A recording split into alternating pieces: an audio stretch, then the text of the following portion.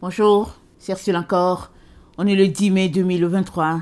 Alors, je viens sur la trompette aujourd'hui encore et je viens proclamer le retour de notre Seigneur Jésus-Christ. Amen et alléluia. Soyons tous bénis. Soyons remplis de sa joie. Amen. Alors, ce matin, j'ai apporté une vidéo sur la mer ne sera plus. Amen. Apocalypse 21, le verset 1. Amen. C'est ça qui est dit. Et cet après-midi, je viens apporter une seconde vidéo là-dessus sur le même thème. Parce qu'il est très important qu'on sache le temps dans lequel nous sommes.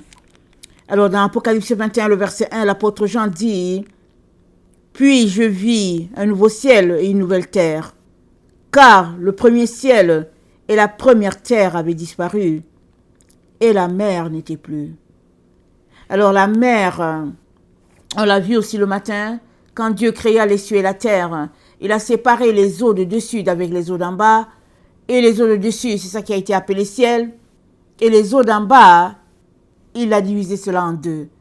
Il y a une partie qui a été appelée sec, c'est là que nous habitons, nous les humains, les animaux et tout. Et la partie qui est mer, elle est la partie où il y a les poissons, il y a aussi les animaux marins là-bas. Quand on lit le livre de Job, Job parle du Léviathan, ce serpent tortueux à 7 têtes qui vit dans la mer. En partant, la mer, c'est l'endroit où loge le Léviathan. Et le Léviathan, serpent à 7 têtes, un endroit des choses ténébreuses, des choses obscures, un endroit où les hommes n'ont pas été prévus de vivre là-bas. Dieu n'a pas prévu cela pour les hommes de vivre là. Mais il y a des hommes qui vivent là-bas, je veux dire les êtres humains. Il y a les êtres humains qui vivent dans ces endroits-là et puis aussi qui vivent sur la terre. C'est un endroit des choses obscures, des choses ténébreuses, des choses lugubres depuis des siècles. Parce que, on le voit bien, la mer a été créée quand Dieu a fait les cieux et la terre. C'est ça qu'on a vu. Au 3e jour, il a séparé les eaux d'en bas en de l'eau, un endroit où il y a de l'eau, et puis un endroit là où il y a le sec. À l'endroit là où il y a le sec, il nous a dit d'assujettir, de prendre possession, de semer, de multiplier, et puis de répandre sa gloire sur la terre. C'est ça qu'il nous a dit. Mais Adam a laissé l'ennemi prendre le contrôle. Si bien que tout ce qui se passe dans la mer ressurgit sur la terre. C'est pas ça que Dieu a prévu. Dieu a prévu que Adam prenne l'autorité, qu'il assujettisse la terre, la mer, les espaces. C'est ça que Dieu a commandé à Adam. Mais si nous regardons bien, c'est la mer qui est en train de contrôler ce qui se passe sur la terre. Quand je dis contrôler, entre guillemets, je veux dire dans les domaines des choses lugubres. Alors, toutes les personnes qui aiment les ténèbres se retrouvent à trafiquer avec la mer. Certains le savent, certains ne le savent pas. Alors, dans 1 Roi 10, il nous est dit ceci, parlant du roi Salomon. 1 Roi 10, le verset 22.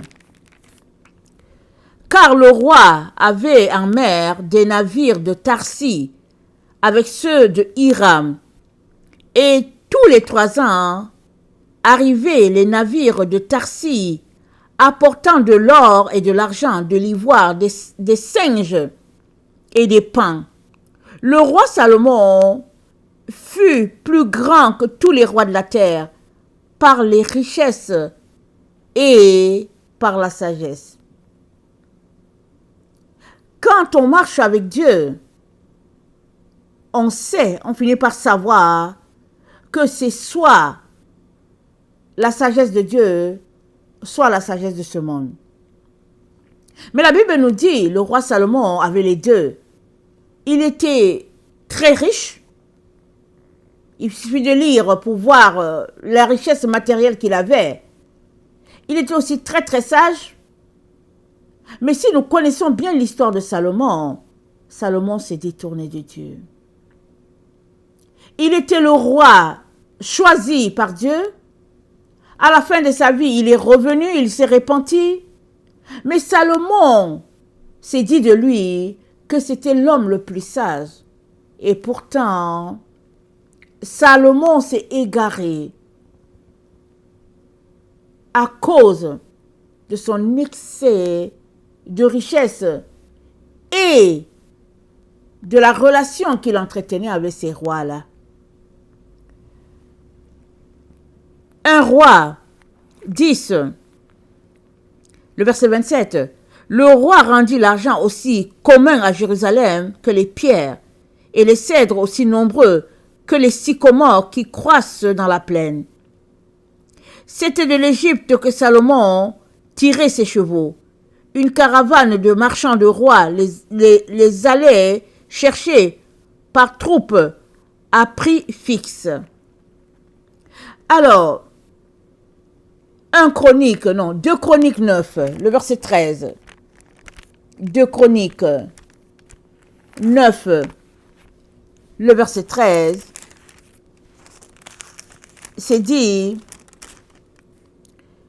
le poids de l'or qui arrivait chaque année à Salomon était de 666 talents d'or. Outre ce qu'il retirait des négociants et des marchands qui en apportaient, de tous les rois d'Arabie et des gouverneurs du pays qui apportaient de l'or et de l'argent à Salomon, le roi Salomon fit 200 grands boucliers d'or battu, pour chacun desquels il employa 600 cycles d'or battu. Alors, on peut continuer de lire. Mais le roi Salomon s'est retrouvé à entretenir des relations avec tous ces rois-là aussi qui n'avaient pas Dieu. Il avait cet échange-là entre des personnes qui n'avaient pas l'Esprit de Dieu.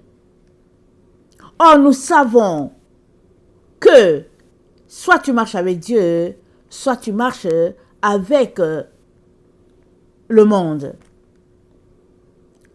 La Bible nous dit, c'est l'apôtre Jean qui nous dit, l'amour du monde, c'est inimitié contre Dieu.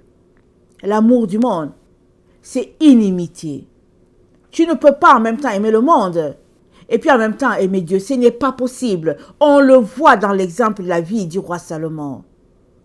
On le voit. Et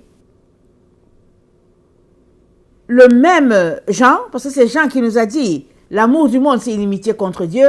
C'est le même Jean qui a vu que la mer n'était plus. Il a vu une cité descendre des cieux. La nouvelle Jérusalem, elle était battue. Elle était une cité, attendez, il faut que je trouve un synonyme. Elle était construite, voilà. Il a vu une cité descendre et la cité a été construite sur les normes de Dieu, les valeurs de Dieu, la gloire de Dieu. C'est comme ça que la cité était. Et il nous dit qu'il n'y avait plus de mer. Alors, nous avons vu ce matin de quoi regorger la mer, parce que quand Dieu créa le monde, amen, la création, c'est un accouchement. Alors, quand il y a un accouchement, il y a le bébé Et il y a la saleté qui vient avec. Il y a l'eau, il y a le sang. Dans l'eau, il y a tout ce qui avait servi de nutriments pour que l'enfant mange. Et il y a peut-être aussi d'autres choses. Il faut juste les scientifiques qui peuvent tout éclairer. Mais toujours est-il que quand il y a la naissance d'un bébé, le bébé est là. Mais il y a aussi le déchet qui vient avec. Et le déchet est jeté, ou bien il est enterré, de manière à ne pas déranger. Et en tout cas, on se débarrasse de tout ce qui est souillure. Et ici, dans Apocalypse 21, le verset 1, l'apôtre Jean est en train de nous dire qu'il a vu la cité. Alléluia. Il a vu la cité, la nouvelle Jérusalem, il l'a vue. Mais il a aussi vu que tous les déchets n'étaient plus. Alors, tout cela nous renvoie au fait que Dieu est le commandant en chef, amen, de tout ce qui se passe sur la terre. Désolé. Alors, Jean voit une cité, il voit la nouvelle Jérusalem descendre, et en même temps, il mentionne, il dit, la mer n'est plus. Alors, quand on regarde ça, on peut se dire, mais quel est le lien entre la cité et le fait qu'il mentionne que la mer n'est plus? Mais on l'a vu, la mer, c'est la mauvaise eau. C'est l'eau qui se forme, ou bien l'eau qui est recueillie suite à la naissance de la Nouvelle Jérusalem, du bébé. Amen. Alors, dans Ésaïe 65, voilà ce que notre Dieu nous dit. Dans Ésaïe 65, au verset, c'est 66, excusez-moi. Au verset 66, il dit, avant d'éprouver les douleurs, elle a enfanté. Avant que les souffrances lui vinssent, elle a donné naissance à un fils. Qui a jamais entendu pareille chose? Qui a jamais rien vu de semblable? Un pays peut-il naître en un jour? Une nation est-elle enfantée un seul coup? À peine en travail si on a enfanté ses fils. Ouvrirai-je le sein maternel pour ne pas laisser enfanter, dit l'Éternel? Moi qui fais naître, empêcherai-je d'enfanter, dit ton Dieu? Empêcherai-je? Donc l'apôtre Jean est en train de nous parler de quelque chose qui s'est passé, qui se passe là. Il y a une ville, il y a des germes, amen. Il voit un nouveau ciel, une nouvelle terre, et il voit aussi le fait que la mer a disparu, et c'est le fait que tout ce qui est pollué ne peut pas tenir devant la sainteté et la pureté de notre Dieu. Alors, dans le psaume 33, le verset 4, voilà ce qui est écrit. Le psaume 33, le verset 4. Car la parole de l'Éternel est droite, et toutes ses œuvres s'accomplissent avec fidélité. Il aime la justice et la droiture. La bonté de l'Éternel remplit la terre. Les cieux ont été faits par la parole de l'Éternel, et toute leur armée par le souffle de sa bouche. Il amoncelle en un tas les eaux de la mer. Il met dans les réservoirs les abîmes. Que toute la terre craigne l'Éternel, que tous les habitants du monde tremblent devant lui. Donc, c'est dit, les cieux ont été faits par la parole de l'Éternel, ça on le sait, on l'a vu. Et toute l'armée, par le souffle de sa bouche, Dieu parle et puis la chose s'est mise à s'exécuter, c'est ce qui est dit. Et le verset 7, il met dans des réservoirs des abîmes l'eau. Il prend les eaux, il les met dans les réservoirs. Alors, ça veut dire que Dieu est en train d'indiquer. Il met des digues, il contient l'eau, il gère l'eau comme il veut. Alors, indiquer par exemple, c'est empêcher quelque chose de progresser. Amen. Alors, amonceler donc, c'est intervenir de manière à empêcher la chose de continuer. Alors, voilà pourquoi j'en vois que la mer n'est plus. La mer n'est plus parce que Dieu a intervenu pour bloquer son processus. Parce que dans la mer, il y a des êtres qui s'opposent à Dieu. On l'a vu, la vidéo 1. Dieu a donné le sec à l'être humain. Il a dit cultive, prends possession, prends autorité. Et puis, plante, c'est-à-dire fais de la terre la gloire de Dieu.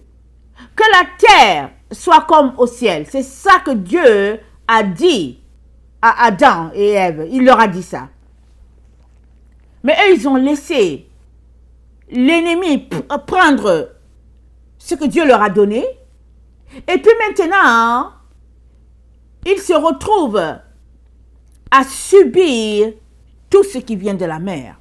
Or, la mer, ce n'est que saleté, ce n'est que ordure, ce n'est qu'abomination. Parce que le Léviathan vit dans la mer. Le Léviathan, serpent tortueux, ennemi de Dieu, rempli d'orgueil et de malice. C'est dit dans la Bible que c'est l'animal le plus rusé.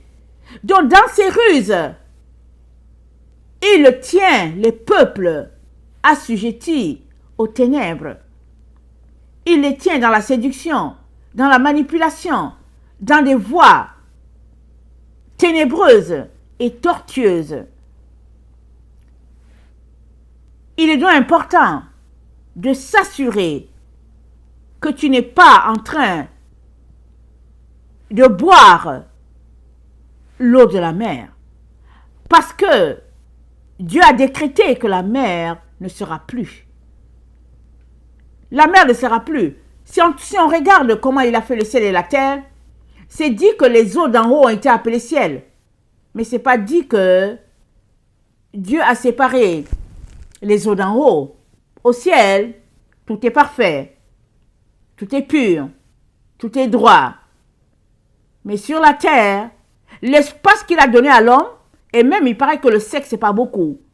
L'espace qu'il a donné à l'homme, l'homme a laissé encore l'ennemi venir récupérer cela. Alors, si nous lisons Apocalypse 17, le verset, excusez-moi, Apocalypse 17, le verset 18, c'est dit, attendez, Apocalypse 18, le verset 17, c'est dit, et tous les pilotes, tous ceux qui naviguent vers ce lieu, les marins et tous ceux qui exploitent la mer, se tenaient éloignés, et ils s'écriaient en voyant la fumée de son embrasement, quelle ville était semblable à cette grande ville. Et ils jetaient la poussière sur leur tête, ils pleuraient, ils étaient dans le deuil, ils criaient, ils disaient, malheur, malheur. Ou, ils disaient, malheur, malheur, la grande ville, où se sont enrichis par son opulence tous ceux qui ont les navires sur la mer. En une seule heure, elle a été détruite. Mais ils criaient malheur, ils étaient en deuil. Parce que la ville n'était plus, mais aussi, il n'y avait plus de navigation en mer. Ils étaient en deuil. C'est eux qui ne marchent pas selon Dieu. Ils désobéissent à Dieu. Ils se sont fait ennemis de Dieu. Et voici maintenant, ils sont dans le deuil. Dans Apocalypse 17, le verset 18, c'est dit,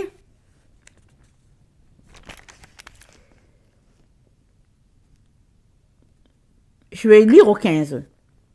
Apocalypse 17, le verset 15. Et il me dit, les eaux que tu as vues, sur lesquelles la prostituée est assise, ce sont les peuples, les foules, les nations, les langues et les 10 rois que tu as vus. Et la bête haïront la prostituée, la dépouilleront et la mettront à nu, mangeront sa chair et la consumeront par le feu. Car Dieu a mis dans leur cœur d'exécuter son dessein, d'exécuter un même dessein. Alors, c'est comparer les hommes, les êtres humains sont comparés à de l'eau. Parce que le système de Babylone a pris l'autorité sur les humains sur la terre. Si bien que ils sont sous le pouvoir de Babylone. Même les enfants de Dieu. Voilà pourquoi la Bible parle de prostituée. La prostituée, c'est la fausse église. Fait partie de la prostituée toute personne qui refuse de pratiquer la doctrine de Jésus-Christ et qui choisit de fonctionner selon le monde et certaines valeurs de la Bible ou bien seulement selon le monde. Parce que Dieu nous demande une consécration totale à sa parole. Mais les valeurs de la prostituée sont que tu peux avoir un pas dans le monde et un pas avec Jésus.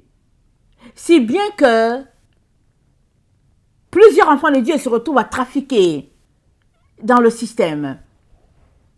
Et richesse par-ci, la gloire par-là, de l'argent par-ci, et puis tout est élevé pour devenir riche, ou bien avoir une certaine gloire dans ce monde, mais justement, Dieu nous demande le contraire. Et c'est ça que l'apôtre Jean voit quand il précise que il y a un nouveau ciel, il y a une nouvelle terre, mais la mer n'est plus. Parce que la mer envoie au commerce. Elle envoie à tout ce qui se trame et que Dieu n'aime pas. Et dans Apocalypse 13, Amen, Apocalypse 12, pardon. Dans Apocalypse 12, nous sommes informés d'un combat entre le Léviathan et puis la femme, le dragon et la femme. Et à la fin d'Apocalypse 12, c'est dit, le dragon fut irrité contre la femme et il s'en alla faire la guerre au reste de sa postérité et ceux qui gardent les commandements de Dieu et qui ont le témoignage de Jésus, et il se tint sur le sable de la mer. Aïe. Le sable de la mer, c'est l'espace entre la mer et puis la terre. C'est le sable, c'est là où il y a la dune, c'est là où, parce que quand les eaux quand les vagues viennent, amen, quand les vagues sont hautes, l'eau peut arriver jusque là où il y a le sable. C'est ça que l'auteur dans l'Apocalypse pointe. Et le dragon s'est tenu là pour pouvoir attraper toutes les personnes qui vont venir en direction du sable. Vous savez, le sable, c'est là où on relaxe souvent. C'est cet espace-là, entre les deux. Et le dragon s'est tenu là. C'est là qu'il est tenu, le serpent.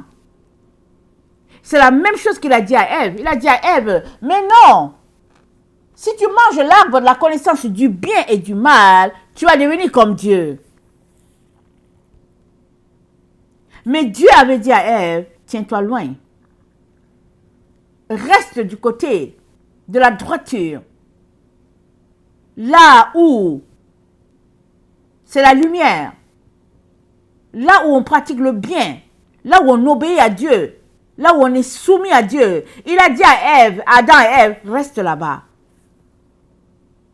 Mais le serpent les a amenés sur le terrain où tu navigues entre le bien et le mal. Et Jean pointe le nouveau ciel, la nouvelle terre. Amen. Ça va appartenir aux enfants de Dieu qui ont décidé de tout laisser pour lui. Et Jean précise qu'il n'y a plus de mer. Alors si toi qui es là en train de m'écouter, tu cours après les richesses de ce monde, après les biens de ce monde, tu es informé par l'apôtre Jean qu'il n'y aura plus de mer. Que vas-tu faire? Si tu as mis tout ton cœur dans les biens de ce monde, que vas-tu faire? Parce que tu peux ne pas être en train de naviguer sur la mer comme les marchands, comme les commerçants, comme les gens riches. Tu peux te dire, oh non, moi je ne suis pas dans les trafics de la mer. Mais comment t'habilles-tu? Comment te comportes-tu? Parce que la mer, elle est venue jusqu'à nous. La mer est venue jusqu'à la terre. La mer a gagné la terre par ses valeurs. Il y a plein de choses qui sont fabriquées dans la mer. Le cosmétique, les choses auxquelles les êtres humains s'intéressent pour changer leur gloire. Les perruques, les mèches, les vernis, tout ce qu'on peut. En tout cas, il y a toutes sortes de richesses qui sont fabriquées dans la mer. Il y a toutes sortes d'idoles. Il y a toutes sortes de sacrifices. Il y a toutes sortes d'abominations qui se passent dans la mer. Alors tu peux ne pas voyager pour aller du côté de la mer ou bien faire un commerce avec la mer, mais toujours est-il que les choses que tu achètes, est-ce que tu sais d'où ils viennent? Voilà pourquoi il est important que tu te débarrasses de tout.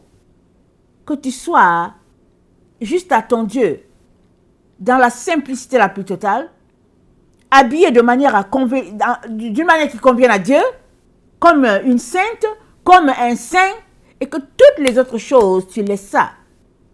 Parce que toutes ces autres choses-là sont des idoles, sont des dieux. Il y a des personnes qui ne vivent pas s'ils n'ont pas ça. Voilà pourquoi, dans Apocalypse 18, les gens pleurent parce qu'ils n'ont plus leur commerce. Toutes ces affaires-là qu'ils aimaient, ils ne l'ont plus. Et nous sommes informés, toujours par Apocalypse, que le jugement de Dieu porte sur la mer. Dans Apocalypse 16, le verset 12, c'est dit, le 6e versa sa coupe sur le grand fleuve, l'Euphrate, et son eau tarit, afin que le chemin des rois venant de l'Orient fût préparé. Et je vis sortir la bouche du dragon, de la bouche de la bête, de la bouche du faux prophète, 3 esprits impurs semblables à des esprits de grenouilles. Car ce sont les esprits des démons qui font des prodiges, qui vont vers les rois de toute la terre afin de les rassembler pour le combat du grand jour du Dieu puissant. Donc, la mer n'est plus, et cela vient de Dieu, qui est capable d'indiquer l'eau, qui est capable de donner des ordres pour que les choses aillent dans sa direction, selon son plan. Et alors que l'eau est dégagée de l'endroit où il doit rester, nous sommes informés que c'est pour laisser les combattants venir. Et qui sont ces combattants-là? Ce sont des esprits méchants qui viennent combattre contre l'Éternel lui-même. Alors, il est très important de t'assurer que tu es en train de marcher avec Dieu, pleinement avec Dieu, à 100% avec Dieu, parce que les activités démoniaques, elles sont intenses. Ça, il faut que je vous le dise. Elles sont intenses, les activités démoniaques. Parce que les esprits séducteurs savent que c'est la fin. Il n'y a que les enfants de Dieu qui ne le savent pas. Ils marchent dans tant de séduction, dans tant de tromperie. Ils sont dans l'illusion emporté par-ci par-là. Et la Bible parle d'ignorance quand tu es dans cet état. Il parle de somnolence quand tu es dedans. Voilà pourquoi Dieu nous dit, réveille-toi, toi qui dors. Relève-toi d'entre les morts. Christ t'éclairera. Si tu n'es pas éclairé de ce qui se passe, tu seras emporté par la mer qui ne sera plus. La mer, c'est les fleuves, les cours d'eau, tout ce qui est souillure. Parce que la mer, cette eau-là, c'est l'eau qui résulte de la naissance du bébé. Et là, le bébé, c'est quoi? C'est Christ, le bébé. Sa doctrine, sa valeur, ses valeurs. C'est que lui, il a établi, c'est ça. Le bébé, c'est notre Seigneur Jésus-Christ. C'est lui, le bébé. C'est lui qui est venu nous montrer comment nous comporter. Et la terre appartient à notre Dieu. Et il s'attend à ce que la terre sur laquelle nous sommes soit bâtie comme le ciel. C'est ça.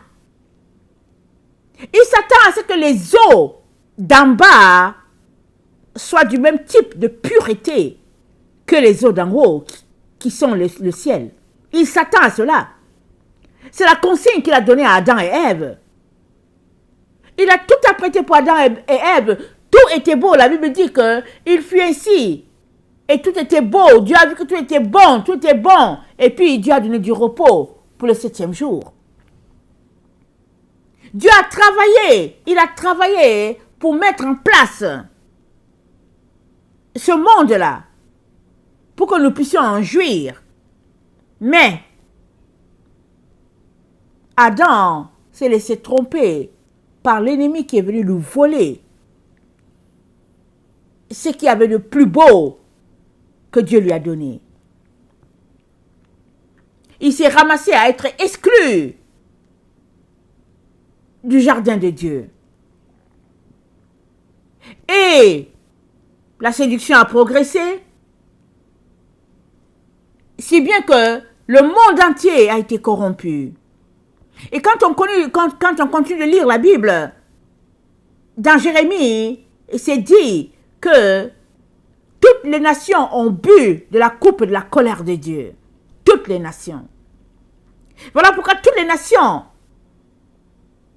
seront jugées. Et il y a quand même un reste. Il y en a qui réussira à échapper. Par la grâce de Dieu, c'est tout. Le degré de séduction est tel qu'il n'y a que Dieu qui peut aider ses enfants à s'en sortir. Parce qu'une fois que tu es trompé, une fois que tu es séduit, tu te retrouves de l'autre côté, dans l'autre camp. C'est question de deux camps. Il y a le camp de la lumière, il y a le camp des ténèbres. Il y a le camp de la vérité, il y a le camp du mensonge. Et les enfants de Dieu appartiennent au camp de la lumière, au camp de la vérité. Et ils sont appelés à s'en tenir à leur endroit. Ils sont appelés à s'en tenir à leur territoire. Pourquoi? Parce que le monde des ténèbres fait pression pour venir corrompre tout ce qui est pureté, sainteté. Et puis, c'est le temps de Dieu de juger. Babylone, l'Égypte, le monde. C'est le temps que Dieu a décidé pour juger tous ceux-là qui ne veulent pas lui obéir. Parce que c'est le temps pour que la grosse montagne ou bien la grosse statue que le roi Nebuchadnezzar a vue soit abaissée. Afin que la montagne de l'Éternel puisse remplir toute la terre. Dans Nahum 2, il est dit, au verset attendez, au verset 7, les portes des fleuves sont ouvertes et le palais s'écroule. En effet, elle est mise à nu, elle est amenée, ses servantes gémissent comme des colombes et se frappent la poitrine. Ninive était jadis comme un réservoir plein d'eau. Les voilà qui fuient. Arrêtez, arrêtez, mais nul ne se retourne. Pillez, l'argent, l'or, il y a des trésors sans fin, les richesses et les objets précieux de toute espèce. On pille, on dévaste, on ravage. Et les cœurs sont abattus, les genoux chancellent, tous les reins souffrent, tous les visages pâlissent. Je vais au verset 14. Voici, j'en veux à toi, dit l'Éternel des armées. Je réduirai tes chars, tes fumées. Je réduirai tes chars en fumée. L'épée dévorera tes lionceaux. J'arracherai du pays ta proie. Et l'on n'entendra plus parler la voix de tes messagers. Malheur à la ville sanguinaire, pleine de mensonges, pleine de violence, et qui ne cesse de se livrer à la rapine. On entend le bruit des fouets, le bruit des roues, le galop des chevaux, le roulement des chars. Les cavaliers s'élancent, l'épée étincelle, la lance brille. Une multitude de blessés, une foule de cadavres, des morts à l'infini. On tombe sur les morts.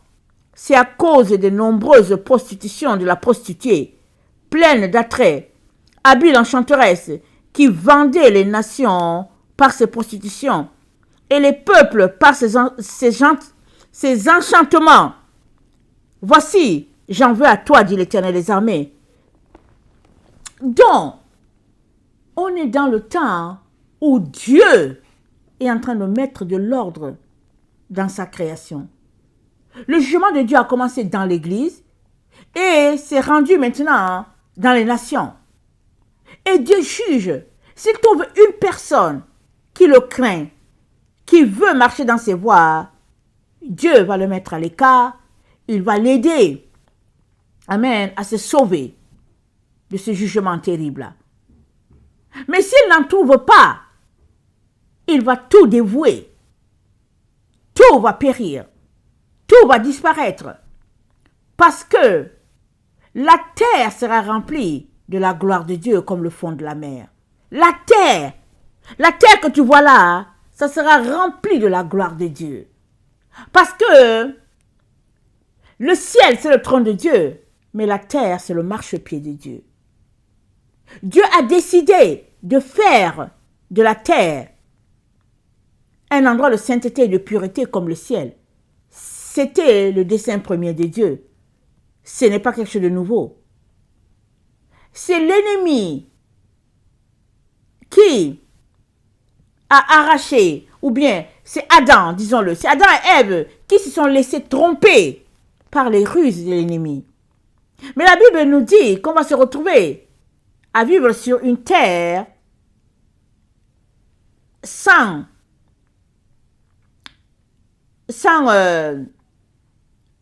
péché, sans mal. Parce que Apocalypse 20 nous dit, Apocalypse 20, ça nous dit, alors, attendez, Apocalypse 20, puis je vis descendre du ciel un ange qui avait la clé de l'abîme et une grande chaîne dans sa main. Il saisit le dragon, le serpent ancien, qui est le diable et Satan, et il le lia pour 1000 ans.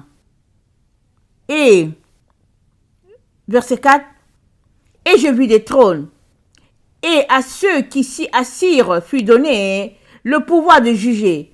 Et je vis les âmes de ceux qui avaient été décapités à cause du témoignage de Jésus, à cause de la parole de Dieu, et de ceux qui n'avaient pas adoré la bête ni son image, et qui n'avaient pas reçu la marque sur leur front et sur leurs mains. Ils revinrent à la vie, et ils régnèrent avec Christ pendant 1000 ans. Les autres morts ne revinrent point à la vie, jusqu'à ce que les 1000 ans fussent accomplis. C'est la première résurrection. Heureux et saints ceux qui ont part à la première résurrection. La seconde mort n'aura pas de pouvoir sur eux. Parce que le temps de Dieu est là pour le sabbat millénaire. Amen. Le sabbat, c'est un repos de 1000 ans. C'est le temps de Dieu. Le repos prophétisé par notre Dieu. Il veut l'offrir à ses enfants. Et la terre goûtera à un gouvernement. Un gouvernement sur la terre dirigé par notre Seigneur Jésus-Christ. Amen. La terre goûtera à un règne de notre Dieu, notre Seigneur Jésus-Christ, comme le roi sur la terre, le lion de la tribu de Juda. Il va gérer la terre comme Dieu le veut. Amen. La paix régnera. C'est dit que le lion dormira avec l'agneau. Et le serpent sera avec la colombe. Il n'y aura pas de crainte. Et dans Zacharie 2, je vais lire cette partie. Dans Zacharie 2, c'est dit, le verset 3. Et voici l'ange qui parlait avec moi s'avança, et un autre ange vint à sa rencontre et lui dit, cours, parle à ce jeune homme et dis, Jérusalem sera une ville ouverte à cause de la multitude d'hommes et de bêtes qui seront au milieu d'elle. Je serai pour elle, dit l'Éternel, une muraille, un feu tout autour, et je serai sa gloire au milieu d'elle. Fuyez du pays de Septentrion, dit l'Éternel, car je vous ai dispersés aux 4 vents des cieux, dit l'Éternel. Sauve-toi, Sion, toi qui habites chez la fille de Babylone, car ainsi parle l'Éternel des armées, après cela viendra la gloire. Sauve-toi, le Seigneur demande à ses enfants de se sauver des valeurs de ce monde, des choses qui se passent dans ce monde. Quand Dieu parle de Babylone, c'est en contraste avec Sion. Parce que Sion, ça représente la cité de Dieu où les règles, les préceptes, les commandements sont selon Dieu, le créateur de l'univers. Et Babylone, c'est selon le monde. Et plusieurs enfants de Dieu sont encore pris dans les filets de Babylone. Et Dieu nous dit de fuir Babylone, de sortir de là. Nous avons l'exemple devant nous du roi Salomon, qui s'est retrouvé dans toutes sortes de pièges, de situations vraiment désagréables. Et c'est lui qui nous a dit, vanité, tout est vanité, tout est vanité. Parce que toute cette opulence matérielle qu'il y a sur la terre n'est que là pour nous perdre, pour nous séparer à tout jamais de Dieu. Dieu ne veut pas cela pour nous. Voilà pourquoi, aujourd'hui encore, il nous appelle à sortir des valeurs de ce monde. Parce que tout cela, ça sera détruit. La mer ne sera plus. Que vas-tu faire si tu as mis toute ta confiance dans ces choses-là? Si tu as mis toutes tes pensées dedans, que vas-tu faire? On est dans ce temps de grand combat où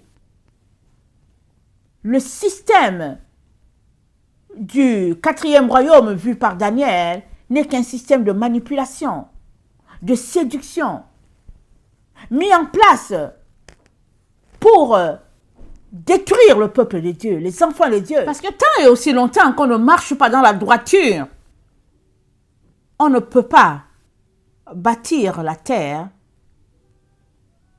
comme Dieu le veut.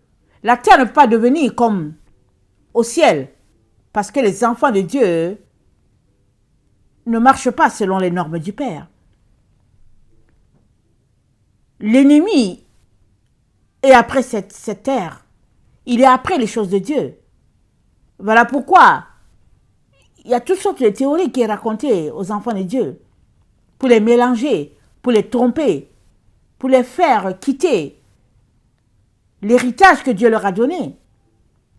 le trésor que Dieu leur a donné. Il leur a donné le jardin, il leur a donné de bâtir la terre. Il a dit assujettissez. Dieu a donné ça à ses enfants. L'ennemi est après ce que Dieu a donné à ses enfants. Il est après les enfants de Dieu. Mais seul celui-là qui a les yeux ouverts ne va pas se laisser tromper, ne va pas se laisser voler. Si tes yeux ne sont pas ouverts, si tu dors et que tu penses que tout est correct, le temps que tes yeux s'ouvrent, tu seras de l'autre côté, loin de Dieu. Et ce n'est pas ça que tu veux. Voilà pourquoi l'apôtre Jean prend soin de nous dire, la mer n'était plus. Toi qui mets ton espérance dans les choses matérielles, dans les commerces, dans toutes ces histoires-là, Jean te dit, la mer n'est plus. Il a vu un nouveau ciel, une nouvelle terre, mais il n'y avait plus de mer. Alors tous ceux qui ont mis leur cœur dans ça, ils seront aussi emportés avec toute la destruction qui vient avec. Et dans Luc 21, je vais terminer avec ça, Jésus-Christ nous dit, au verset 34, il dit, prenez garde à vous-même, de crainte que vos cœurs ne s'apesantissent par les excès du manger et du boire, et par les soucis de la vie, et que ce jour ne vienne sur vous à l'improviste. Car il viendra comme un filet sur tous ceux qui habitent sur la face de toute la terre. Veillez donc et priez en tout temps, afin que vous ayez la force d'échapper à toutes ces choses qui arriveront et de paraître debout devant le Fils de l'homme. Veillez et priez en tout temps, suppliant, demandant à Dieu de venir à ton secours. Parce que l'ennemi est tout simplement déchaîné. Et nous sommes dans le temps annoncé par Daniel. Nous sommes dans ce temps-là. Arrête de te distraire. Rassemble-toi, c'est-à-dire que toute ta personne, corps, âme et esprit, et prends du temps devant le Seigneur. Même si ça te prend des jours, prends le temps devant le Seigneur. Appelle-le au secours afin qu'il vienne te délivrer et qu'il te donne de combattre le bon combat jusqu'à la fin. Jusqu'à la fin. Que le nom de notre Dieu soit béni. Maranatha, Jésus revient. Amen.